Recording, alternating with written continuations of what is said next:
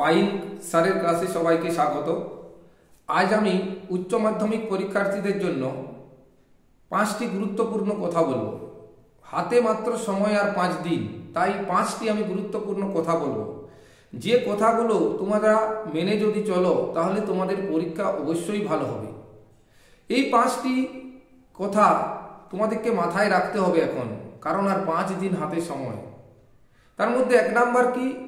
1 number হচ্ছে তোমাদেরকে এই সময় শরীরকে সুস্থ রাখতে হবে। শরীর মন যদি সুস্থ থাকে তাহলে তোমার পরীক্ষা অবশ্যই ভালো হবে। শরীর এবং মনকে সুস্থ রাখতে গেলে কি করতে হবে? 2 নাম্বার হচ্ছে যে অযথা এখন রাত্রি বেশি জাগবে না। বেশি রাত্রি জেগে পড়াশোনা করলে তোমার শরীরে প্রবলেম আসতে পারে, তাই যতটুকু পড়ার চাহিদা থাকবে তোমার ততটুকুই পড়ো। 3 নাম্বার হচ্ছে যদি শরীরে কোনো অসুবিধা এখন বোধ হয় তাহলে ডাক্তারের পরামর্শ নাও। 4 নাম্বার, অযথা এখন বেশি বাইরে ঘোরাঘুরি করবে না।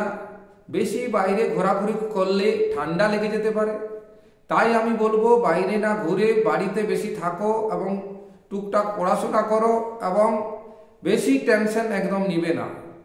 5 নাম্বার হচ্ছে অযথা বন্ধুদের সাথে ফোন করে তুই এটা কি করলি, তুই এটা কি করলি, এইভাবে যদি তুমি ফোন করো তখন তোমার মনে হবে যে আমার সব কোশ্চেনই বাকি, আমি আর কোশ্চেন পড়বই না কোনোটাও, এইরকম একটা মনের মধ্যে চলে আসবে, যার ফলে খুব টেনশন বোধ হবে।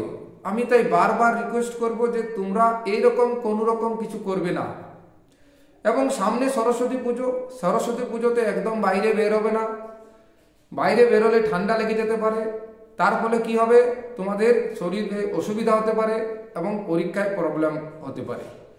এই 5টি কথা আমি তোমাদেরকে বললাম, এই 5টি কথা তোমরা মেনে চলো, অবশ্যই তোমাদের পরীক্ষা ভালো হবে। শরীর মনকে সুস্থ রাখো, পরীক্ষার হলে অটোমেটিক কোশ্চেন সব দেখবে আপনা আপনি হয়ে যাচ্ছে। বেশি চিন্তার কিছু নেই, একদম অযথা টেনশন করবে না। সবাইকে আগাম শুভেচ্ছা রইল। All the best.